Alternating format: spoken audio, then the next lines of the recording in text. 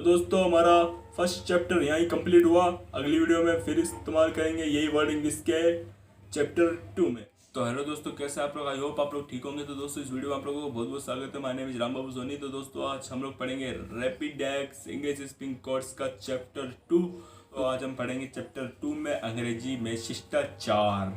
हिंदी भाषा की तरह अंग्रेजी में बात बात में नाम के साथ जी लगाने का रिवाज नहीं है और न ही इसमें आप या वह जैसे आधार सूचक शब्दों का प्रयोग किया जाता है। इसमें मैं के लिए हम कहने की प्रथा नहीं है। इसलिए कई हिंदी भाषा लोगों को ये कहते हुए सुना गया है कि अंग्रेजी रूखी भाषा है, क्योंकि इसमें अपने से बड़ों से भी बातचीत करते हुए तुम मतलब यू शब्द का प्रयोग किया जाता है। लेकिन वास्तव में ऐसी बात नहीं है। हालांकि अंग्रेजी भाषा में आप और वह शब्द नहीं है, पर अंग्रेजी में बात बात पर शिष्टाचार जताने की प्रथा है। सच्ची व स्वाभाविक अंग्रेजी सीखने के लिए इस बात का हमेशा ध्यान रखिए। अंग्रेजी के इन शब्दों को मन में दोहराइए। इन शब्दों में पूरी अंग्रेज जाति का शिष्टाचार समाया है। यह अंग्रेजी भाषा के बड़े महत्व शब्द है। पहला शब्द होता है प्लीज, दूसरा शब्द होता है थैंक्स, तीसरा शब्द होता है वेलकम और चौथा शब्द होता है काइंडली, पांचवा शब्द होता है अलाउ मी, छठा शब्द होता है आफ्टर यू, सातवां शब्द होता है सॉरी, आठवां शब्द होता है एक्सक्यूज मी, नौवां शब्द होता है पार्डन, दसवां शब्द होता है दैट इज ऑल राइट और 11वां शब्द होता है इट्स माई प्लेजर। यदि आपको किसी से पेन लेना हो या एक गिलास पानी मांगना हो अथवा किसी से समय पूछना हो या फिर किसी को उत्तर में हाँ कहना हो तो वाक्य में प्लीज शब्द का प्रयोग करना होगा। यदि आप केवल प्लीज शब्द कह देंगे तो भी चलेगा, परंतु यदि आप प्लीज या काइंडली आदि समान अर्थों वाले शब्द का प्रयोग नहीं करते तो आप अभय खिलाएंगे। हिंदी में आप यूं भी कह सकते हैं जरा अपना पेन देना, एक गिलास पानी देना, क्या वजह है, हाँ पी लूँगा। लेकिन हिंदी में तरह यदि आप अंग्रेजी में भी निम्न वाक्य बोलेंगे तो कोई भी अंग्रेज पहचान लेगा कि या तो आप असभ्य है या कोई विदेशी जो कि इनके शिष्टाचार से परिचित है। जैसे आपसे जो 4 शब्द यूज करा मैं, जरा अपना पेन देना, एक गिलास पानी देना, क्या वजह है, हाँ पी लूँगा। इनको अंग्रेजी में कैसे बोलेंगे? 4 शब्द को ध्यान से समझ लीजिए दोस्तों please. Give me your pen, give me a glass of water, what is the time, yes I will drink it.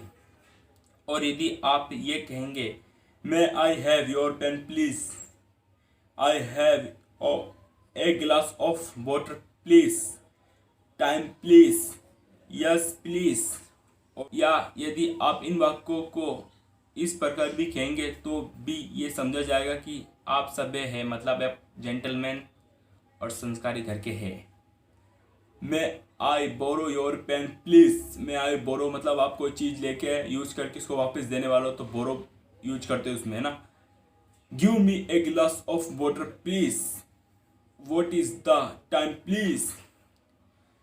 यदि किसी व्यक्ति ने आपका मामूली सा भी काम किया, उदाहरण के लिए आपने टाइम पूछा या मकान का पता पूछा और उसने बता दिया, आपने तनिकी सी बात पूछी उसने बता दी, तो उससे थैंक यू कहना न भूलिए। हाँ आप थैंक्स भी कह सकते हैं।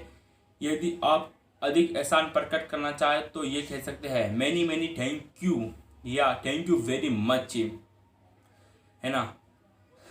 कोई आपसे कुछ लेने के लिए कहे और आप न लेना चाहते हो तो हिंदी में तरह मत कहिए मैं और नहीं लेना चाहता, I don't want to take more, बल्कि सब टेक कीजिए। मतलब शॉर्ट में आप कहोगे तो लंबा नहीं बोलना, आपको शॉर्ट में कह सकते हैं आप नो थैंक्स।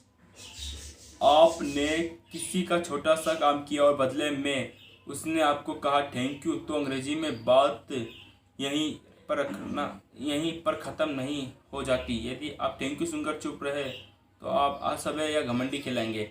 इस पर आपको कहना पड़ेगा इट्स ऑल राइट मतलब सब ठीक है, नो मेंशन मतलब कोई बात नहीं, इट्स फाइन मतलब सब ठीक है, माई प्लेजर मतलब मेरी इसमें मेरी खुशी है।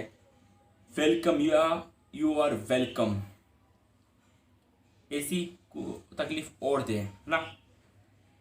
ऊपर की 5 अभिव्यक्तियों में से आप सही ही समझ सकते हैं 5वीं अभिव्यक्ति सबसे अधिक नर्मतक सूचक है। वैसे ऊपर की दोनों अभिव्यक्ति में बोलचाल में खूब प्रचलित है। यदि कोई आपसे कोई वस्तु मांगे और वह आप देना चाहते हो तो हिंदी में कहेंगे ले लीजिए, पर अंग्रेजी में यदि आपने कहा टेक इट तो अंग्रेजी में उसे शिष्टाचार नहीं माना जाएगा, इसलिए आप कहेंगे यस यू आर वेलकम या बोलोगे विथ ग्रेट प्लेजर। यदि आप किसी की छोटी सी सेवा या सहायता करना चाहें तो उससे कहने का अंग्रेजी में तरीका है। उदाहरण के लिए आप किसी महिला को गोद से बच्चा लेने या किसी व्यक्ति का थैला उठाने की पेशकश के लिए यूँ कहेंगे अलाउ मी या मे आई हेल्प यू, अर्थात मुझे अवसर दे मदद करने का। अर्थात क्या मैं आपकी सहायता कर सकता हूँ। किसी शो रूम या प्रदर्शनी में यदि आप सेल्समैन हैं या गाइड है तो विजिटर्स ग्राहकों को भी मे आई हेल्प यू कहकर अपनी ओर आकर्षित कर सकते हैं। किसी महिला या किसी वृद्ध को रास्ता देते समय आप कह सकते हैं पहले आप। अंग्रेजी भाषा में आप फर्स्ट यू नहीं कहेंगे, अंग्रेजी में कहेंगे आफ्टर यू। अंग्रेजी में बात बात पर खेद प्रकट करने का रिवाज है। हिंदी में भी हम खेद प्रकट करते हैं या क्षमा मांगते हैं, पर तब जब उससे वस्तु कोई बड़ी भूल हो जाए। जैसे हम किसी से समय लेकर फिर समय पर नहीं पहुंचे तो खेद प्रकट करते हैं, और समय लेकर उस दिन बिल्कुल नहीं पहुंचे तो अपने इस अपराध के लिए क्षमा मांगते हैं। पर अंग्रेजी में छोटी छोटी बातों पर सॉरी, एक्सक्यूज मी, पार्डन आदि शब्दों का प्रयोग होता है। जैसे आपका किसी से हाथ छू गया तो आप जड़ से कहना पड़ेगा सॉरी। 2 आदमी रास्ते में खड़े हैं, बात कर रहे हो और आपको बीच में से गुजरना हो तो आप कहेंगे एक्सक्यूज मी, है ना, एक्सक्यूज मी। इस तरह लोगों के बीच में से उठकर आपको किसी काम से थोड़ी देर के लिए जाना है तो आप बिना कुछ कहे नहीं उठेंगे, बल्कि एक्सक्यूज मी। किसी व्यक्ति का ध्यान आकर्षित करने के लिए एक्सक्यूज मी कहकर आप अपनी बात कह सकते हैं। आप टेलीफोन सुन रहे हैं या आपने आमने सामने किसी से बात कर रहे हैं, आपको बात सुनाई नहीं देती और आप उसे फिर से सुनना चाहते हैं तो आप उसे नहीं कहेंगे ऊंचा बोलो ने, मुझे कुछ सुनाई नहीं दिया, speak loudly, I can't here nothing, बल्कि इसके स्थान पर आप अंग्रेजी में कहेंगे पार्डन या आई बेग योर पार्डन, और सामने वाला व्यक्ति उससे समझ जाएगा कि आपको बात सुनाई नहीं दी है। कोई कमरे में बैठा है, आप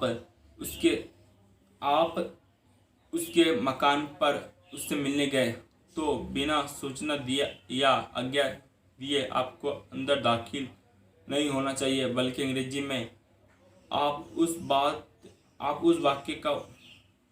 वाक्य पर बोलेंगे मैं आई कम इन प्लीज़, क्या मैं अंदर आ सकता हूँ, और वह पलट के कहेगा यस प्लीज़ कम इन। जैसे आप किसी के कोई कमरे में बैठा और आप अंदर जाने के लिए बोलोगे मैं आई कम इन, क्या मैं अंदर आ सकता हूँ, फिर वो पलट के बोलेगा यस कम इन या यस प्लीज़ कम इन। धन्यवाद दोस्तों, इसका चैप्टर आधा रह गया, इसका पार्ट 2 लाऊंगा चैप्टर 2 का। तो दोस्तों वीडियो को वेट कीजिए। दोस्तों वीडियो कैसे लगे मुझे कमेंट में ज़रूर बताना हो। तो चैप्टर 2 बहुत लंबा टॉपिक है तो एक वीडियो में नहीं ला सकता, चैप्टर 2 का पार्ट 2 लाऊंगा दोस्तों। Bye bye.